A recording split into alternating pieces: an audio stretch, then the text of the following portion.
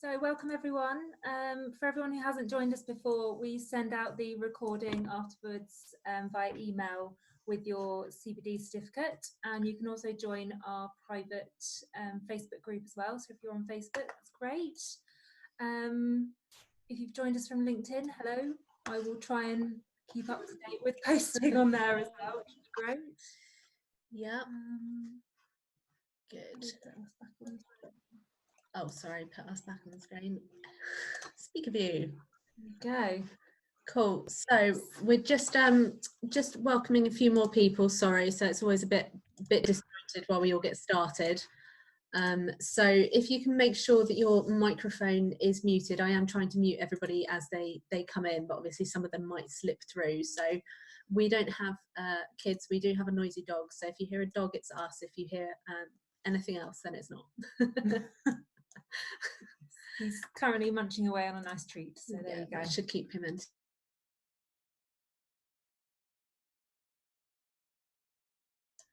There we go. Hello, back again. Okay, so let's get started, shall we? So I'm going to screen share, so hopefully you can see. There we go. Can everybody, if you can just nod or post in the chat to say that you can see the screen share, that would be lovely. So how's that? Yep. Good. Okay, so I'm just going to come off full screen because what I don't want to do is not be able to let people Charles, in. thank you, Beth and everybody. Thank you. Yeah. Hi, James. Great. Good. Loud and clear. Loud and clear. Thanks, Sandra. Brilliant. Okay, so let me get rid of that. Fab. So we'll do a quick introduction because I know there are some people here who know us and some people who don't. So I'm Philippa Oakley. This is my wife, Rhiannon. I'm a chiropractor based down on the South Coast. Rhiannon is our practice manager. Slash marketing, slash business development, slash coach, slash many hats. So we're both qualified coaches. So that's something that we went on and did a bit more additional training in for various reasons, but a lot of it came down to... A bit more additional training as a diploma. Good solid year. But a lot of it came down to improving our communication with patients, improving how we build rapport with patients, and things like that. So that's why we train in coaching. And then basically we've gone on to do this. So we've gone on to do these sort of group webinars as well as in-person stuff. So we've spoken at the BCA conference previously, and we've done some talks through the Royal College and COPA as well. Yeah, and COPA series down in London. So we've been doing a few bits and bobs, and really what we're aiming to do is partly to give us all something to do sort of during this lockdown period, which is why these free webinars started. But also because I think these skills, there are lots of people who are out there who are doing these kind of things and doing these kind of talks, which is great.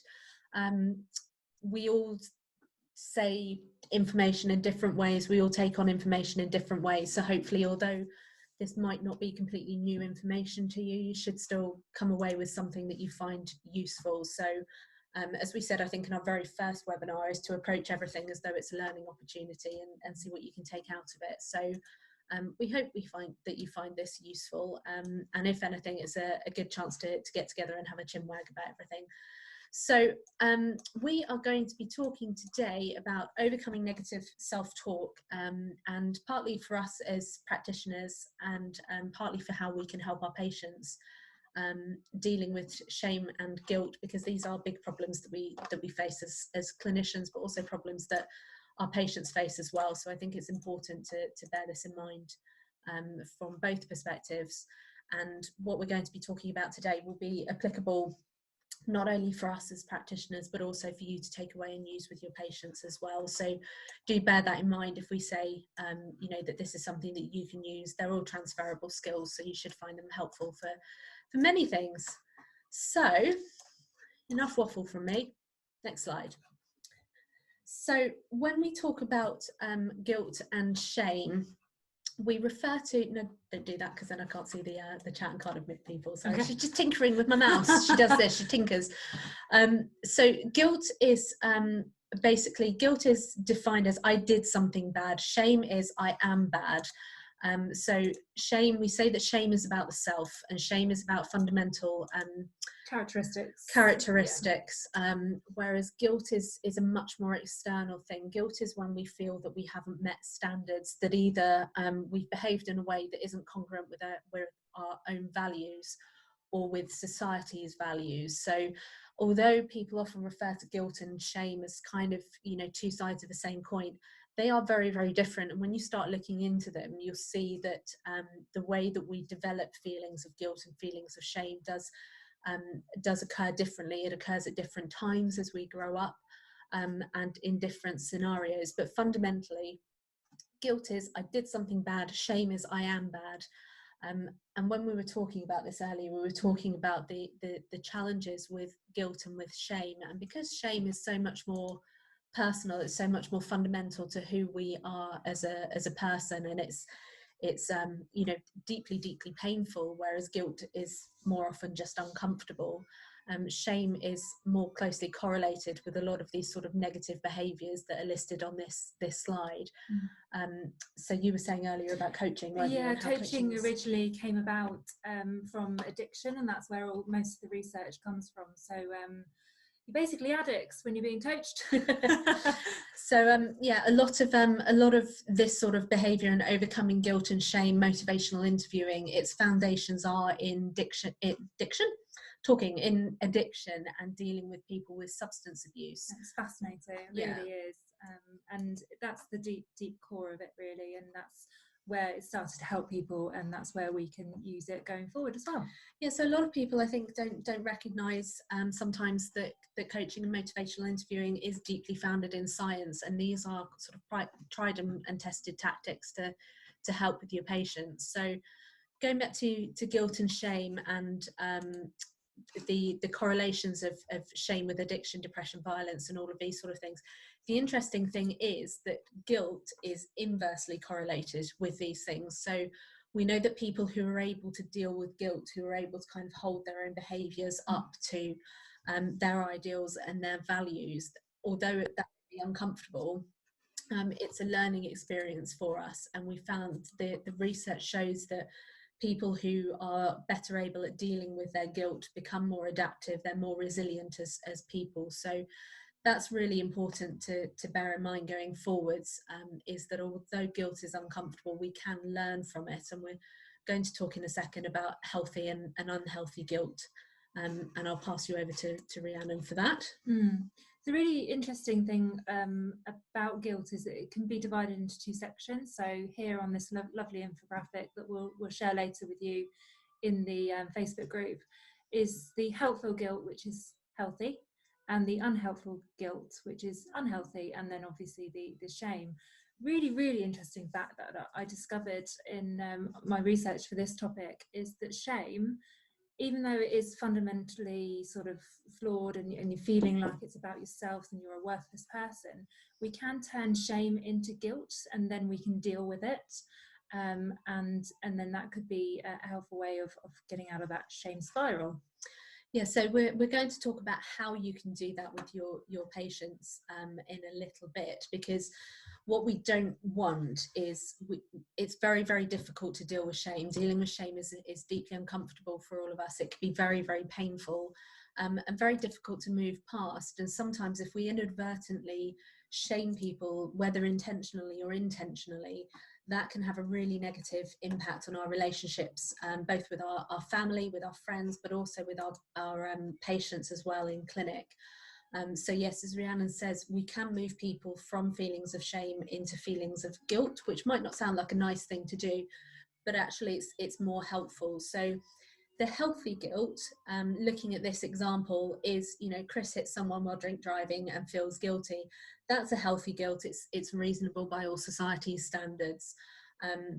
But it's the unhealthy guilt, the irrationally high standards that we hold for ourselves, or sometimes the criteria that we set for ourselves that we feel we ought to meet and then don't.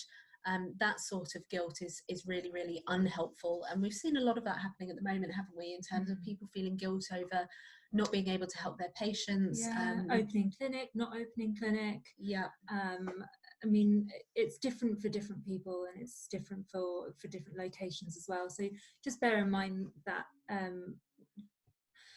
the thing is with shame is that it may be someone feeling that they are trying to shame you unhelpfully or negatively, but it's actually sometimes coming from a place where they are feeling guilt or negative emotions around what you're doing. So just take whatever people say at the moment with a pinch of salt. A pinch of salt.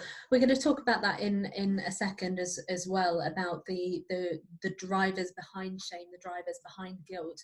And that can give us a deeper understanding into other people's behaviour as well, into why people might lash out, and men and women as well. This is something that's quite interesting.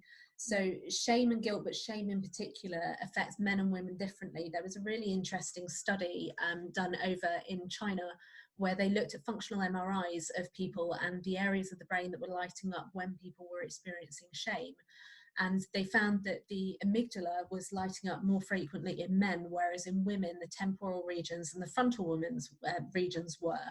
So it's hypothesized that this might be why men act out, as in men are thought to lash out verbally or with aggression. You know, you see men getting into fist fights slightly more than you do women, whereas women tend to internalize things. Women act in, so we turn those thoughts into self-hatred, self-criticism, all of those things. Or evidence for ourselves to not move forward from that experience or behavior. Or so it's interesting. Again, these are all preliminary studies. The functional MRI thing, it was drawing on another study that was done in the 80s, but it's certainly interesting to bear in mind the different areas of the brain that light up based on you know, all of these different factors. So our life experiences, our gender, our, you know, all of those things can have an impact. So it's important to bear in mind with the people that you're dealing with. So that's a brief overview of shame and guilt, and what we wanted to get onto next was the inner critic, because we all have one of these, or most people do. And the inner critic is basically your worst enemy, the thing that sits on your shoulder telling you all of those horrible things about yourself that are fundamentally untrue. Your self-talk, basically. Yeah, so sometimes we refer to it as inner critic, negative self-talk. Sometimes it's even things like limiting beliefs, you know, the things that we tell ourselves that we don't necessarily have evidence for, but that it's that voice on our shoulder that tells us these horrible things about ourselves. And this was an interesting slide that we shared in the group recently that got some really nice feedback. This isn't ours, by the way, I just found it and thought it was really, really nice. And it refers to, this is based on where we are in the pandemic at the moment, and based on Maslow's hierarchy of needs. And we can see that down here, security and safety is one of the basic needs that we have. And this can be challenged when we're feeling shame, we're feeling guilt, or we're dealing with negative self-talk.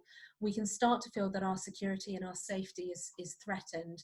And that in itself can be very, very challenging for us to then start to move forward, to achieve anything, to deal with basic challenges that we're facing at the moment. So even a basic level of function.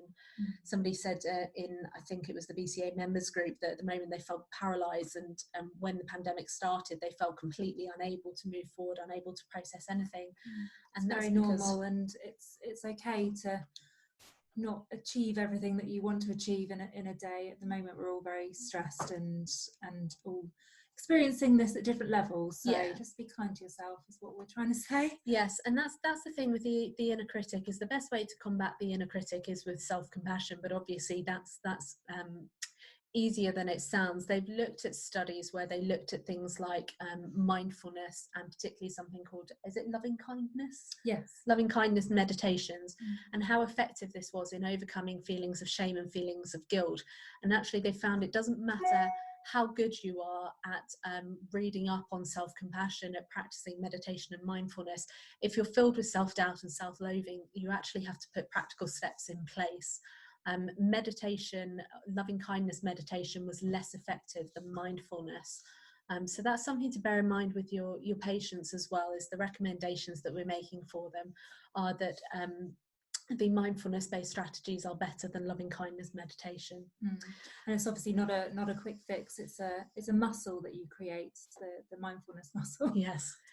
This is the challenge with the inner critic, is that we can use our inner critic to fuel it further. So the inner critic is a self-criticism and self-doubt, and you can see how it creates this vicious cycle. When we start to doubt ourselves, doubt our capabilities, it then drives poor performance. We then use this poor performance as evidence of previous failure, which in turn reinforces this concept of us not being worthy, of us being incapable or incompetent. And your patients will do this as well. So we've probably all seen this with our patients, where they've come in and they've said, I've tried X, Y, and Z. It didn't work. I tried doing my exercises, wasn't able to do it. As such, I'm incompetent, I'm incapable, I can't do this, and I can't achieve, and I'm never going to be able to get past my back pain. And they use it to drive this cycle. And so we need to have strategies to help bring people out of this, not only bring ourselves out of it, out of the self-criticism and this negative feedback loop, but also to bring our patients out of it. And there are 4 tested strategies for controlling our inner critic, and Rhiannon's got a couple more after this. But these are basically the 4 strategies that we can use. And again, these are grounded in coaching and motivational interviewing based skills. But these are the ways that we can start to master our own inner critic. We all do it. Everybody has an inner critic. I mean, we found even with these webinars, you know, you come away and you focus very much on the negativity. You focus on the things that went wrong. I had a webinar last week. Was it last week? Week before? I've lost the concept of time and space. Where I was talking about the importance of technology, and then my computer completely died. And just completely shut down, and it was horrendous. But you know, it would be very, very easy to focus on that rather than focus on the positives. Human beings are hardwired towards negativity, and that's our biggest problem. Is our brains are fundamentally geared towards negativity. So we tend to ignore the 10 positive things that people have said to us and focus on the 1 negative. That's a survival mechanism. It's purely because, you know, from an evolutionary perspective, we needed to be focused on the negative stuff, the saber-toothed tiger that was going to kill us, versus the other stuff that was going well for us at the time. But it's creating big problems nowadays, where we're all battling with these sort of really high expectations that we ought to have, that we feel that we ought to have for ourselves. And so controlling the inner critic is really focusing on the positive things. It's learning to disregard the negative that we often don't have much evidence for, and focusing on the positive. Or even changing that story as well. I mean, focusing on something that, I mean, it's that horrible saying, fake it till you make it, but instead fake what you want to be by telling yourself you're that person. So if you want to be confident, then tell yourself that you are confident. It almost sounds stupid or very simple, and it's not easy. It is, as I say, a muscle that you need to just sort of keep telling yourself that you are that person that you want to be. Yeah. I mean, we did it. Rhiannon's little thing before this webinar was she sat there on the sofa saying this webinar is going to go well, and started visualizing the outcome. And so it is kind of, you know, if you visualize things going positively for yourself, then hopefully they will. So I'm going to move on to the all-important questions for how we can control our inner critic. And remember, as we said, these are for you, but they're also for your patients as well. So, and that's the thing, is self-awareness for you as a practitioner helps your patients in turn. Yeah. So reality testing, this is something that I would always encourage people to do. It's something that we actively get our patients to do, is test their reality. So when they're saying that, you know, that I'm useless, I'm a terrible person, you know, I'm incompetent and unable to do X, Y, and Z, the first thing that we would do is challenge that thinking. So what's your evidence for this? What proof do you have that you are a bad person? And how old is that evidence? So if that story that you're telling yourself is 10 years old, that's a pretty old story. So create yourself a new one. Yeah, so with your patients, what's your evidence for thinking that? How old is that evidence? And then something too that are probably more useful for you is to hold those negative self-beliefs up, that negative self-talk, and say, is that actually true? Something that we come across a lot when we're coaching people with, what's the word? Fear of public speaking. There we go, as I'm public speaking. Is this one, am I safe? because a lot of the feelings that we have, a lot of the drivers of negative self-talk are based around that whole survival instinct. And so one of the things that we get people to ask is, am I safe? And that's something that we would encourage you to ask when you're having those negative self-talk thoughts is, am I safe? So these are 4 really lovely questions that you can use to really start to challenge yourself when you're stuck in that negative cycle of thinking. And that am I safe is also related to us as humans. We worry a lot about things that actually cause us stress, instead of, it's that flight and fight response of am I safe? Am I going to get eaten by a saber-toothed tiger? Or am I safe? Am I just worrying about something that's causing me stress? Yeah. So alternative explanations is the next one. So we've done reality testing, and then we start looking at the alternatives for this. So this is something that at the moment can be quite challenging, because when we're dealing with a global pandemic, how else can I look at the situation, or what's the positive way of looking at this situation? It can be difficult to see that there is a positive way of looking at this situation. One of the things that we've been talking a lot in sort of throughout this whole thing is control what you can control, because it's very easy to get fixated on the stuff that's going wrong. And you'll see this with your patients as well. They will focus an awful lot on the things that they can't do rather than the things that they can. So when I'm faced with a patient who's got a lot of negative self-talk of, I can't do my exercises, you know, I'm useless and my back won't let me, then I would say to them, so what's the positive way of looking at this? Or, you know, how else could you view this? And they'll say, well, my back won't let me do this, but I can do this. So we just flip that around. Yes, as Ben says, patients are great at focusing on what they can't do. So rather than focus on what they can't do, what can they do? So I know if I give somebody exercises and say, in an ideal world, I'd have you completing these exercises twice a day, and they go, well, I can't do that for whatever reason, then the way to challenge that is, okay, so what can you do? And then when they come back into you that next week, and Rhiannon's heard me doing this with patients, is they will automatically say, I couldn't do this, or I didn't manage to get my exercises done. And so the question there is, what did you manage to do? And if they did them twice that week instead of 5 times that week or whatever, that's fine. That's 2 more than nothing. And obviously reinforcement is important there to encourage people to keep achieving, because it may be one step for them, but you think it's, oh, they could have done so much more. But encouraging them instead of shaming them is better for your patient in the long run. Yeah, Rhiannon's touched on something really interesting there in terms of shaming patients, because sometimes we actually do that. And that has a really big impact on developing rapport with our patients.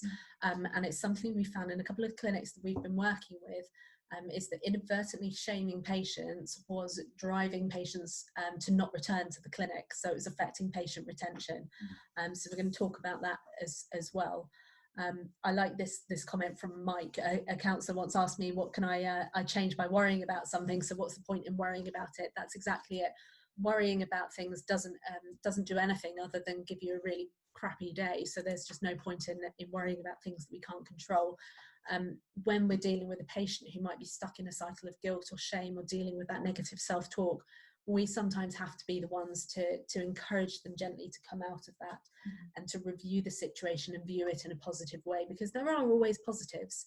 Even with this pandemic, you know, even with what's been going on, there's been some real positives that have come out of the situation. So we could chunter on about that for ages though. So yeah, just bear in mind as well, in a chiropractic clinic session, a practitioner session, you may be with someone for 10 minutes, 15, 20, half an hour. I mean, we are not expecting you to coach your patients. And just bear in mind that even in my coaching sessions as well, with my clients for healthcare and my clients as practitioners, not everything always happens in that session. It happens outside as well, when they think about it, when they look through their notes, and that's when change really happens, is outside of that. So yeah, don't worry about trying to change them all in 10 minutes time. No, a lot of what we're doing with these questions is just planting the seed. So sometimes you ask questions and you don't get a response, and that's absolutely fine, because again, if they're stuck in a negative feedback loop, if they're panicking a little bit, as we all know, when we're in that panic zone, we don't take in information in the same way.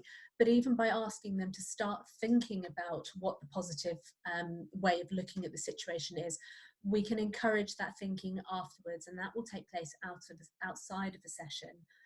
And that's important to bear in mind, because a lot of people say to us, how on earth am I supposed to be able to do all of this in 15 minutes? You don't, but you can ask the questions and the learning can take place afterwards. And it can encourage self-reflection, which is a lot of what coaching is about, is just encouraging self-reflection or raising awareness. Thinking about it a different way as well. Yeah. So alternative explanations, I'll just refresh everybody because we do tend to chant about controlling our inner critic. So we've done reality testing, we've done alternative explanations. Next one is putting it into perspective. And again, we were talking earlier and we were using the example of the pandemic of, is this situation as bad as my inner critic is saying it is? The situation at the moment, I would say for a lot of people is fairly rubbish. You know, a lot of us haven't been at work, a lot of us are having to make decisions about our clinics and our practice that aren't very nice. So it's not a great situation. But to start putting things into perspective, you know, what's the worst that could happen in this situation? Will this matter in 5 years' time?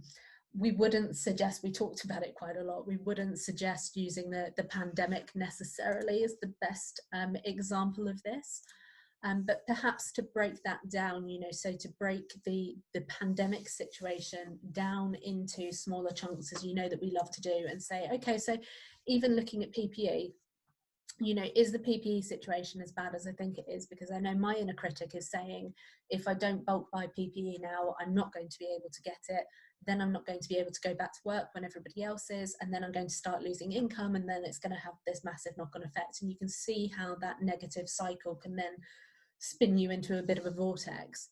So is the situation not that we've been there recently? Not that we've been there recently. Everybody's been there recently. So is the situation as bad as my inner critic is saying it is, with regards to PPE, with regards to, you know, the clinic opening hours, with regards to safeguarding my patients? You know, break the big situation down into the smaller component chunks, more manageable, and it becomes more manageable.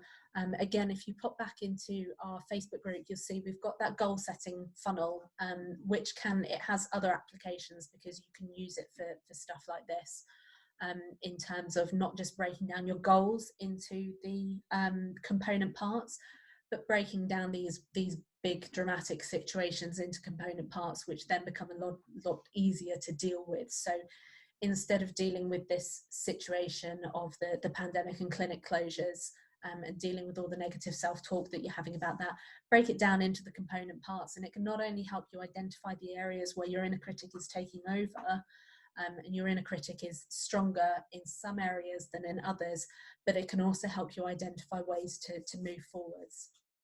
And yes, as people are saying, don't listen to the media, because the media isn't very helpful. Yes. Yeah, I took Saturday off the media and I felt great. Yeah, really lovely. So the fourth and final one is goal-directed thinking. So is this thinking helping me to achieve my goals? Definitely something to ask yourself, but also something to ask your patients, most definitely. So when we are dealing with negative self-talk, you know, as we've just shown you that negative cycle of how it can spin out. Rhiannon's favourite thing is to say, how is thinking that helping? It's the same as the comment earlier of how is worrying helping you to achieve your goal, and it doesn't. Sometimes we get stuck in that cycle, and so we have to be able to apply these questions ourselves to our own thinking to help overcome the negative thinking that we might have. But we can also use that with our patients. So, you know, if you're dealing with a patient, for example, who says, you know, I want to quit smoking, but I need to keep smoking because it manages my stress, you know, or because, you know, I enjoy it, things like that. We have to start asking them questions like, what would help to solve this problem? What can you learn from this situation? And then instead of them focused on that negative cycle of, you know, this is what I need and this is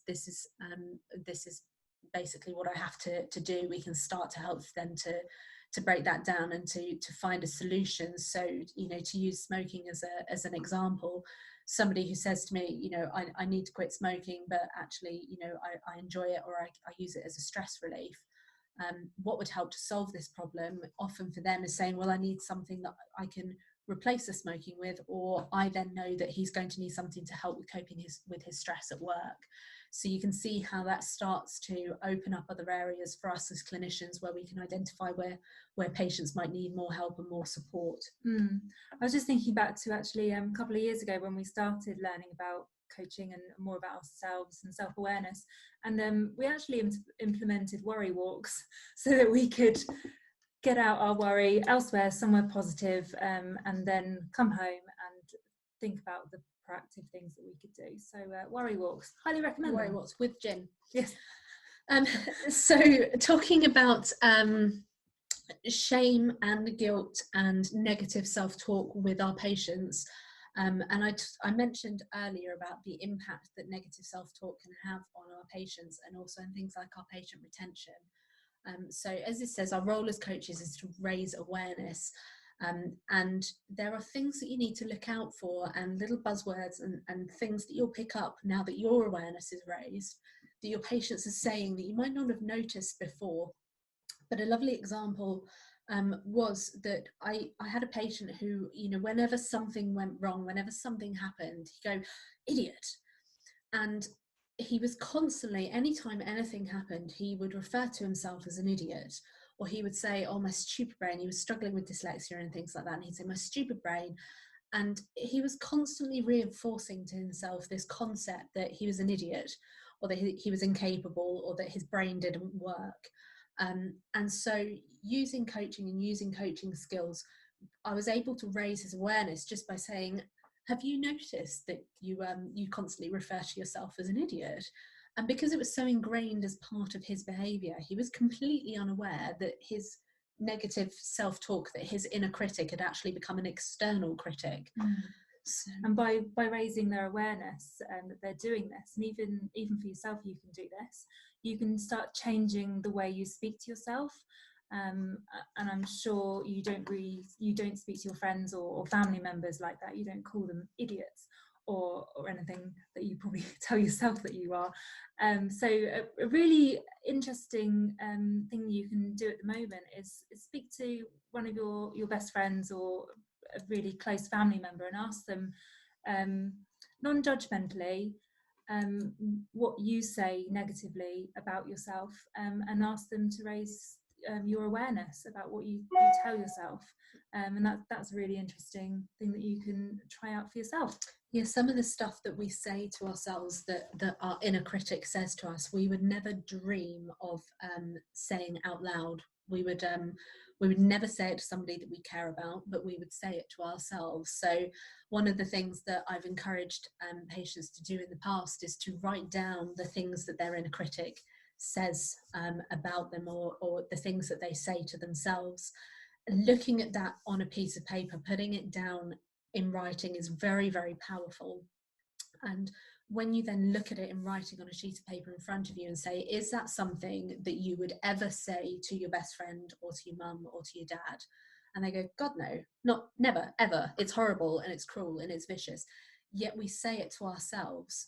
So we have to really consider the impact that this negative self-talk has on our self-confidence and things like that. So encouraging patients to write down what their inner critic is saying on a piece of paper is very, very powerful. The other thing that you can ask them to do, or that you might find helpful yourself, is to give your inner critic a name, or give it a shape. For me, my inner critic, when we were talking about it, my inner critic is the witch from Snow White. I don't know why, she's an old hag.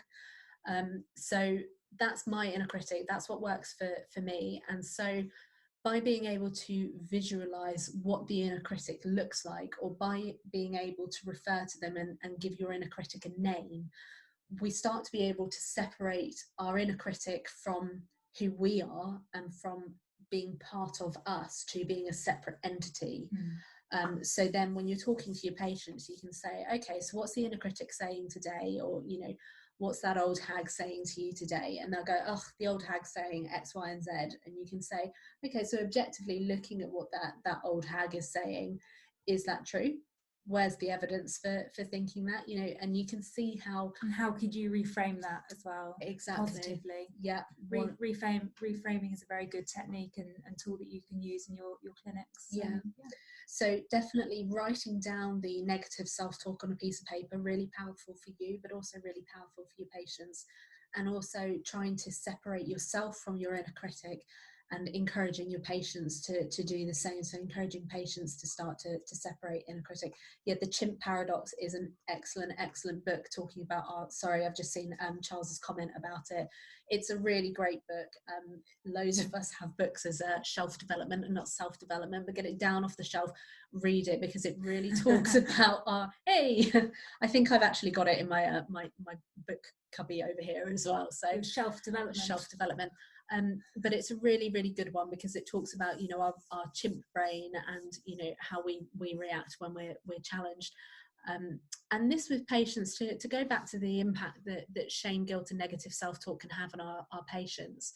We see sometimes when we say things as practitioners that we don't necessarily think through, when we inadvertently shame our patients, which I would never suggest that anybody is doing intentionally. It just sometimes happens. We say things without thinking, or we say things as a joke, and unfortunately it comes across in the wrong way. We can actually implement fight, flight or freeze in our patients. So if you've ever had a patient who's got a little bit huffy with you in clinic, that's their fight response coming out. Some patients freeze or shut down when they feel that they've been shamed, and a lot of patients flight. So a lot of patients go away and don't come back. And so you can see how shaming people can have a real impact, not only on our ability to develop the therapeutic alliance with them, but also on their likelihood of complying with care, their likelihood of coming back into treatment. There's a lovely example that we included here that we kind of debated about including, but if anybody has been looking at the Royal College of Chiropractors, have got a brilliant module that is open to non-chiropractors, I believe, don't quote me on that, but it's on understanding biopsychosocial or psychosocial barriers, psychosocial barriers. Somebody's going to correct me in a second. And the impact that shame, fear, guilt, all of these things can have on us as we develop. And this is something that once I learned about it, it really fundamentally changed how I was dealing with patients, because we can see this lovely example. You know, a child runs into the street, the caregiver shouts no, the child, their immediate response, their sympathetic nervous system activates. They start crying. Yeah, absolutely. So the ideal situation there is that the caregiver steps in and provides reassurance. This then activates the parasympathetic nervous system, so our rest or digest system, which switches off the sympathetic nervous system. So the child learns how to react and how to cope with these situations. So, you know, if a child has run into the street, they're feeling ashamed, they're feeling embarrassed, they know they behave badly, they can learn how to respond and how to cope with those feelings. And that can stand them in good stead as they go into adulthood. But sometimes it can go a bit wrong, or not wrong, but if the caregiver doesn't interact and we don't get that all-important reassurance, the child's sympathetic nervous system remains activated. And so the hippocampi then consolidate that learning in a negative way. So their parasympathetic nervous system never learns to kick in. They never learn how to downregulate the sympathetic nervous system and switch off those feelings of anxiety. And this has been shown to have an impact on attachment disorders, not only because the child is looking to their caregiver for reassurance and they're not getting it, but it can also, you know, as we know, having an activated sympathetic nervous system can have a real impact on health disorders and contributing to health issues as we get older. But it can also trigger responses in adulthood. And this is something, once I learned about it, I started bearing this in mind with every patient that came into the room, because we have no way of knowing with patients, with coaching clients, we don't know whether they've consolidated those memories from childhood correctly or incorrectly. We don't know where their shame or their guilt or where those feelings might be triggered and how those feelings might be triggered. So we need to bear in mind that there is the possibility that at some point we might encounter situations where the adult behaves in a way that they learned as a child, in effect, if you follow. Yeah, and a practitioner can trigger them. So yeah, can inadvertently trigger them, and that can be a real challenge again, because when we're dealing with these triggered responses in adulthood, it can cause people to either completely shy away from the situation whatsoever. So an adult won't put themselves into a situation where they perceive they might be at risk of shame. So a lot of adults, you'll find, will avoid public speaking like the plague because they've had this experience as a child or whatever. And so they, yes, so they avoid the situations where they might experience shame, where those responses might be triggered. But also it will impact on their ability to form relationships, their ability to develop rapport with you. So it's really important to keep in mind the impact that shame and guilt in childhood can have on how we perceive things as an adult. So just quickly going back to the slide at the beginning, this infographic, I'm not sure if we mentioned that. So guilt can be experienced as early as the age of 3 till 6, and shame is 15 months. So I'm not sure if we mentioned that before. But moving on. Yeah, so Mike's posted an interesting comment about sympathetic nervous system after suffering a trauma. And whether a physical trauma can activate psychological negative changes as well. Absolutely it can. I mean, we know that the body, the mind interplay, you can't separate one from the other. Going back to this slide here, we know from my dissertation, credibility, expectancy has an impact on outcomes from care. We know there are studies that show that patients who go into a surgery believing that they're going to have a positive outcome they tend to have a faster recovery and a better recovery. So absolutely, these psychological processes have a real impact on the actual outcomes and on how we can process trauma, how we can process negative thoughts and feelings. So yes, most definitely. I don't think there is any way to extricate psychological from physical. I think they are hand in hand. So yeah, it's a really interesting thing to look at. That's why it's always good to have a network of psychologists around you locally to be able to point your patients in the right direction if that's absolutely what they want to do. Yeah, a bit signposting.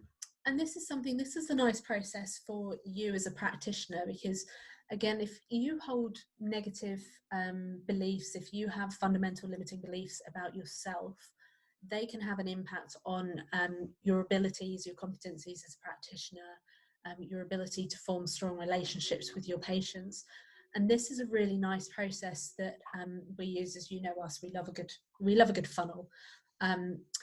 My example for this, my working example when we were going back and we were talking about this, was a couple of years ago. I expanded my clinic, and I expanded my clinic into a clinic that was actually opposite an existing chiropractic clinic, because where I am in Emsworth, it's a bit of a running joke, but we have like 4 estate agents who are all next to each other, 3 hairdressers, so 5 dentists, they're all on the same road. So we kind of went, well, it fits with the town.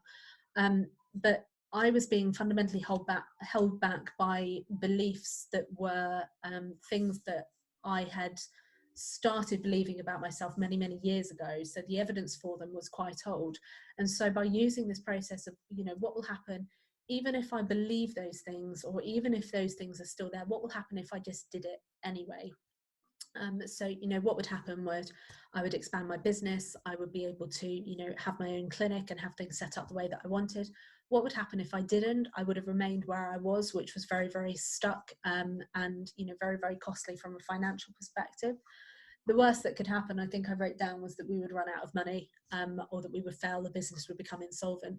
So you can see how you can start to use these things to work through a process. So you can use this with your patients as well. So when somebody says to me, I can't do X, Y, and Z, then we tend to say to them, well, what would happen if you did it anyway? That from a coaching perspective can be really powerful, because you're implying that they can actually do it. You're opening up the possibility that it is still on the table. So the same as in our last webinar when we were talking about but and however, and how you can use words that imply the presence of both things as a possibility. By saying, well, what would happen if you did it anyway? You're encouraging your patient to start to move forwards past that negative self-talk. You're introducing the concept that the negative self-talk might not be true, that it might not be a complete barrier. And the brain is focusing on the solutions instead of the problem. So it's like very basic example in coaching is someone wants to lose weight. What do they want to gain?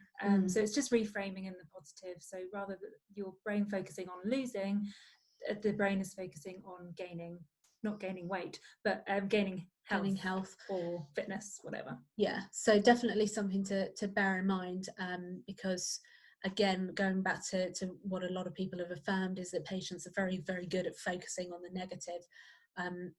And again, when you're presented with that in clinic, as Rhiannon said, if Rhiannon will never coach somebody to lose weight, because it's very, very negative. It's a negative thing, and we want to focus on the positivity.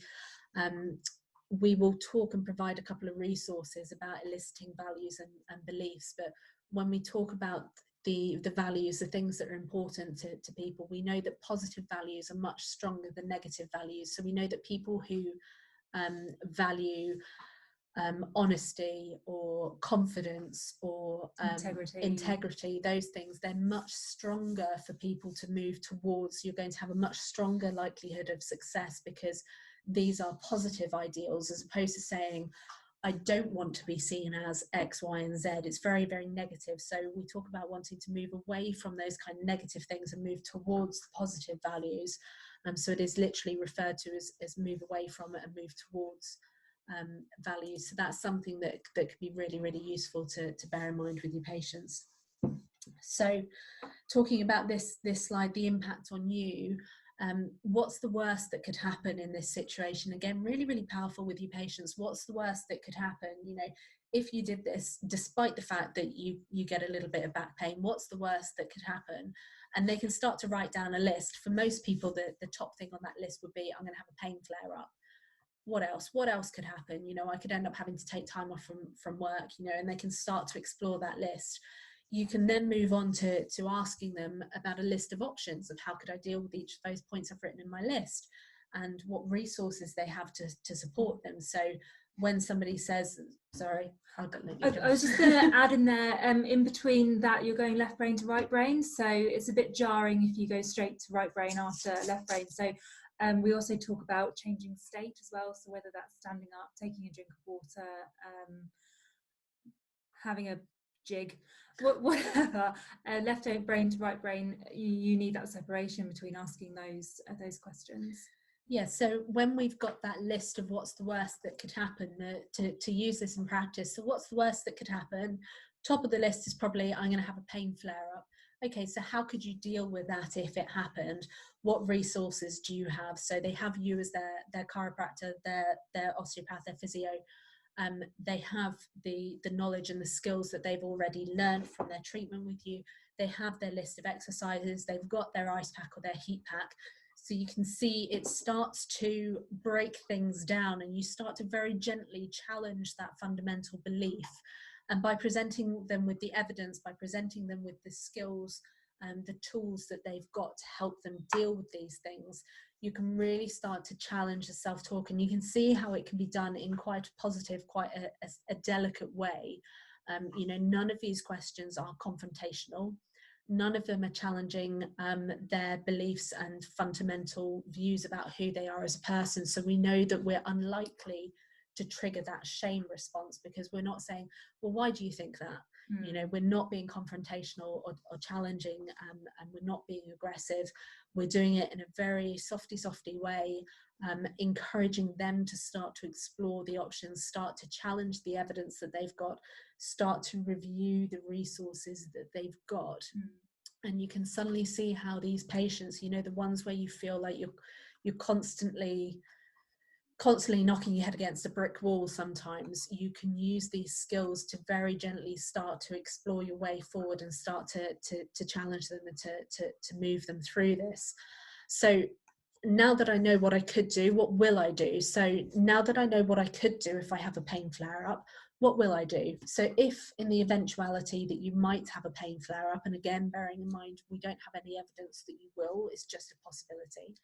Now that I know what I could do, so I could use a hot water bottle, I could go and see my practitioner, I could do my exercises, what will I do? From a practitioner side of things, because we tend to use these sort of skills more in sort of self-development, You know, when I was dealing with my clinic as an example, how could I deal with each of the points that I've written on my list? So the worst thing that could happen would be I'd run out of money, the clinic would be a massive failure.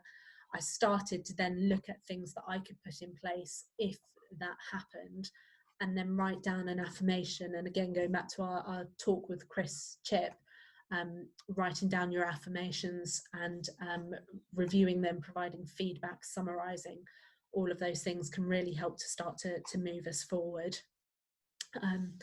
So there we go. So that's basically everything in a nutshell in terms of what we wanted to cover with you in terms of overcoming negative self-talk, our inner critic, and challenging those beliefs. I know we've got a few questions in there. Fibromyalgia seems to be triggered by trauma. What effect does psychological negativity have on inducing fibromyalgia?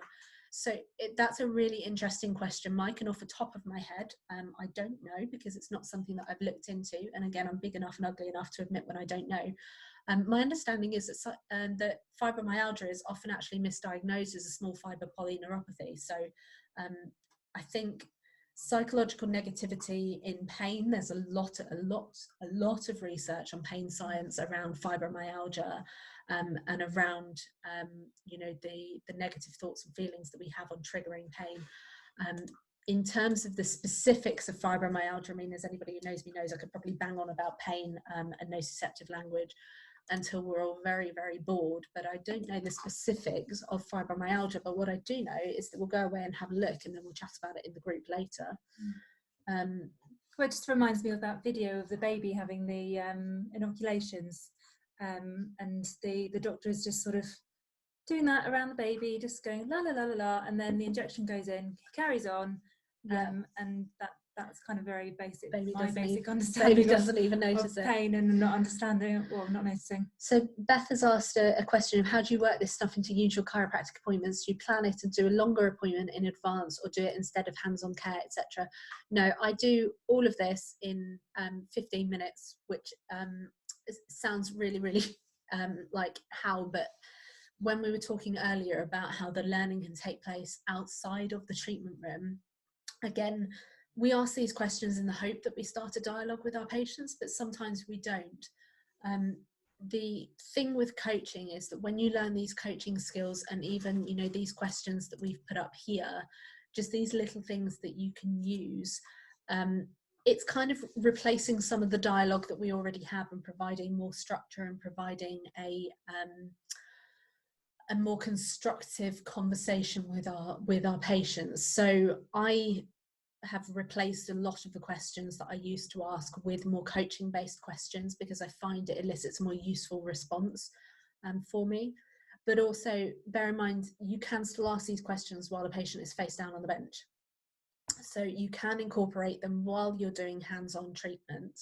And what I tend to say is that I will ask 1 or 2 coaching questions during the treatment. You know, if somebody comes up with something that I recognise as a limiting belief or I recognise as negative self-talk, then I might even just say, do you realise what you've just said? Can I just come back to what you just said about yourself? You know, and so I'll just remind them, raise their awareness of what they've said. We don't necessarily then go on to have a big long, you know, discussion about it and working through and learning how to overcome that thing.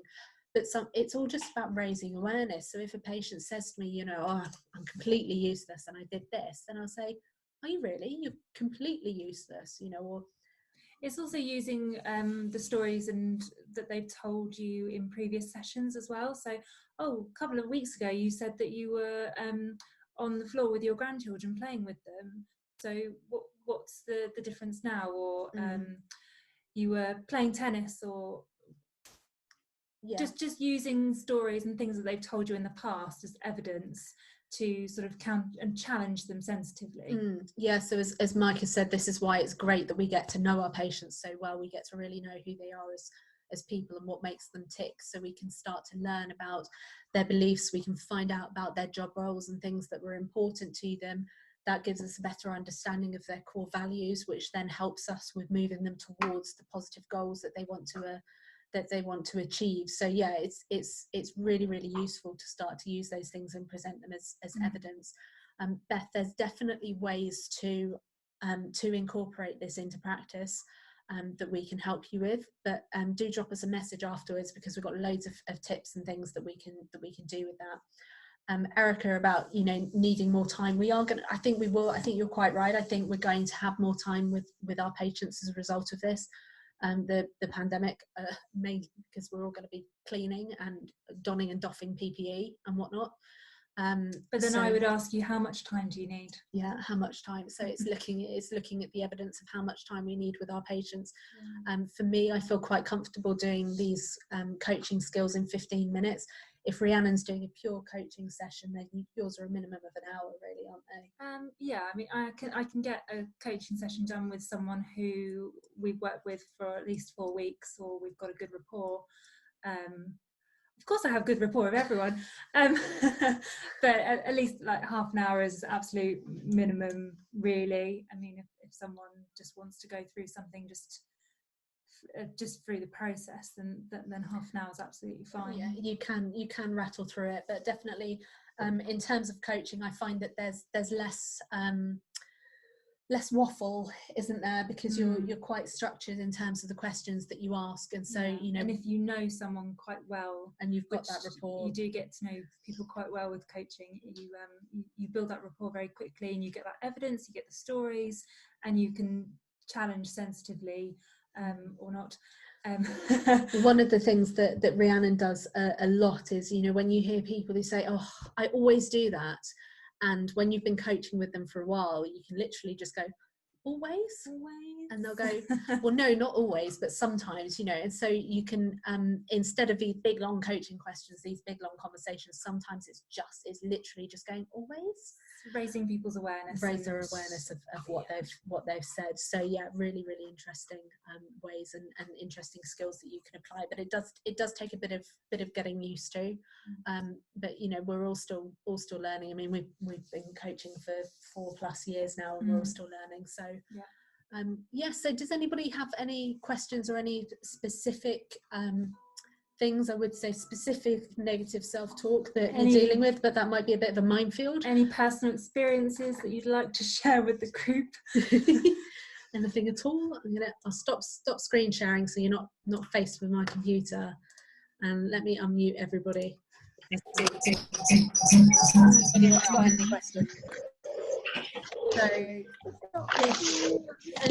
any specific questions? We've got one from James. Going back to development again. The children, the mindset around it, especially those with cheap children, coaches. No, so coaching, you can do specific coaching. You can do coaching specifically for children, but it's not recommended, because coaching requires quite a lot of self-awareness that children don't necessarily develop at a certain age. So although you can coach children, it's a very specific skill set. That being said, you can apply a lot of these skills to dealing with children.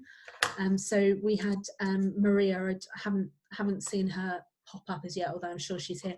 A lady called Maria messaged us and said, what about she's dealing with panic attacks for her little one at the moment.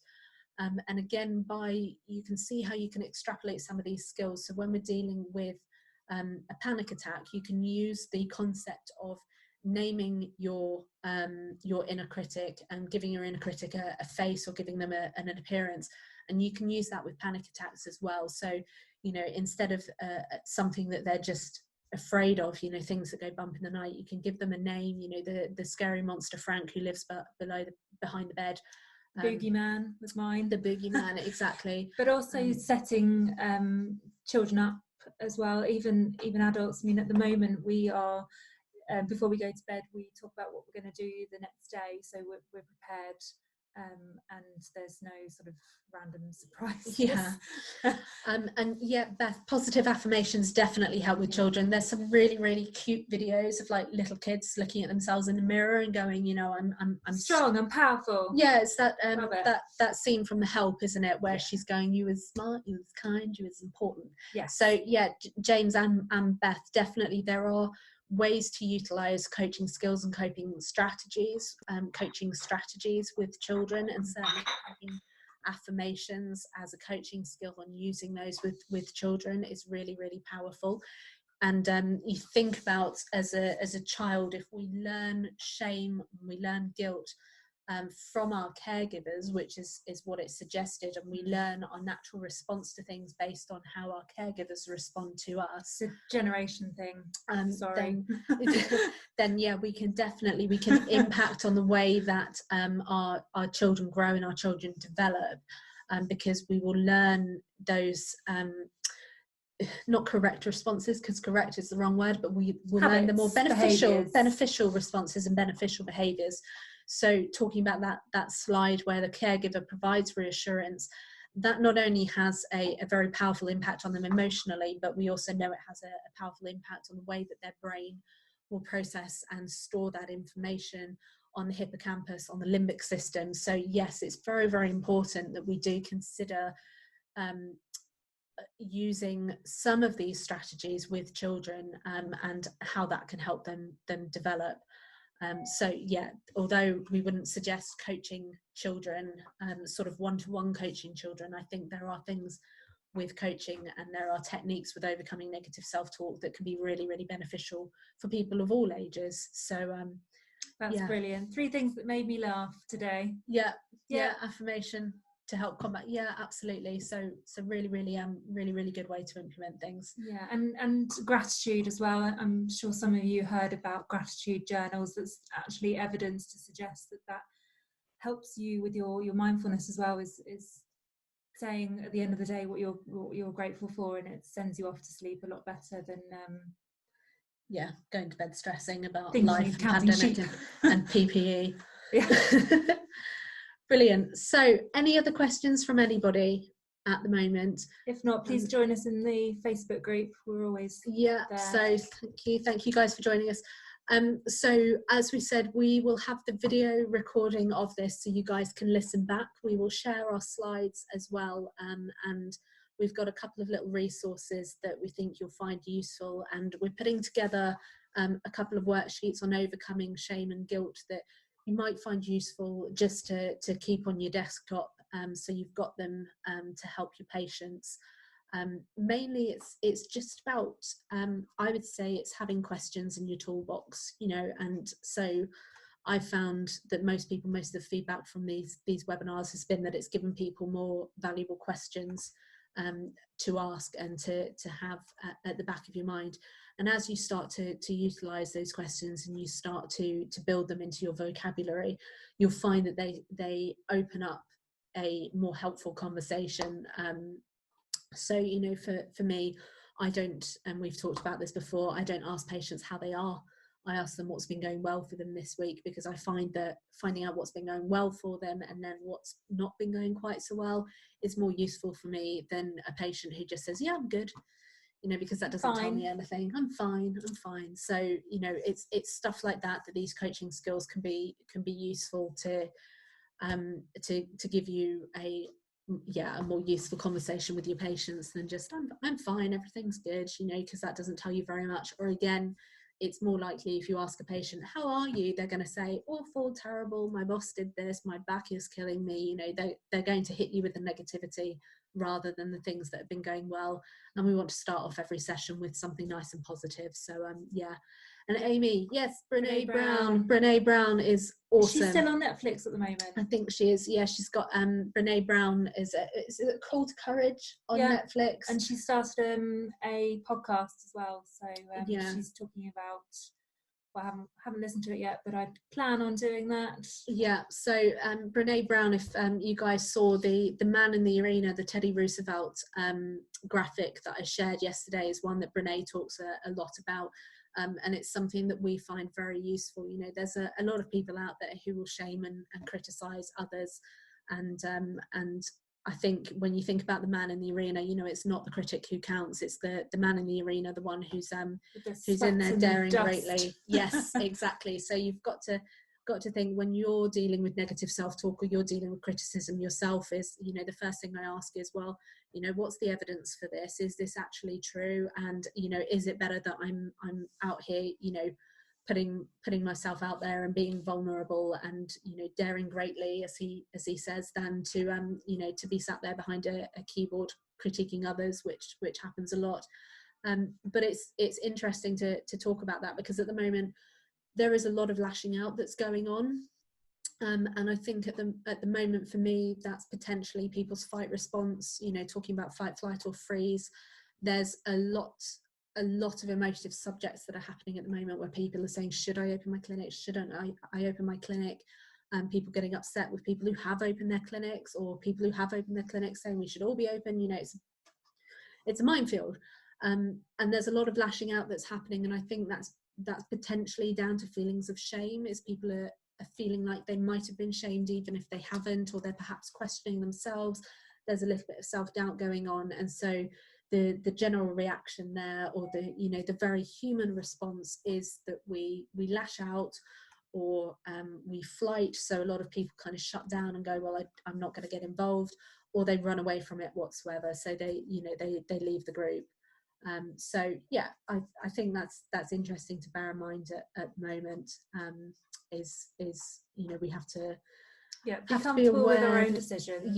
Be comfortable with our own decisions, and not, if you can deal with your inner critic in a positive way, if you can use these techniques to kind of process how other people are reacting towards you, and look at your own behavior, then we can help to channel our responses more constructively, and hopefully instead of lashing out at each other, or shutting down, we can start to recognize where everybody is coming from at the moment.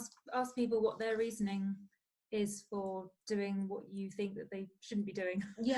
Absolutely. Or then you might actually learn something. Absolutely. So there's I think the more that we know about this, and again the more awareness that we have of our behavior, the better we can understand other people's behavior, and the more constructive conversations we can have about these things. So brilliant. Thank you, everyone. Great. Well, Rhiannon's posted in the chat about the Facebook group, so do pop along in there, because we'll post this and some other resources in there as well. As before, we'll send an email with the links to the Facebook group, your CPD certificate, and any future events that we're doing as well. So join us sign up to the newsletter as well, and you'll get that information. And group coaching tomorrow. We've got a small group coaching session tomorrow, so if anybody wants to join, I think we've got 2 spaces left on it. So you just register via Eventbrite. So it's in our page. Join us. Cool. Right. Well, we will love you all and leave you, because we kept you too long again. It's past 4 o'clock, so gin I'm time. done. Okay, so if anybody's got any questions or anything specific, or stuff that you didn't want to chat about in the group or anything, then you can always private message us, and we'll do what we can to help. And I'm going to go and look at that fibromyalgia that was mentioned as well, because I think that'll be really interesting. So yes, Charles, gin o'clock. So thank you all very much for joining us. We hope it was useful, and we'll keep you posted for upcoming events soon. Take care and look after each other. Bye everyone. Bye.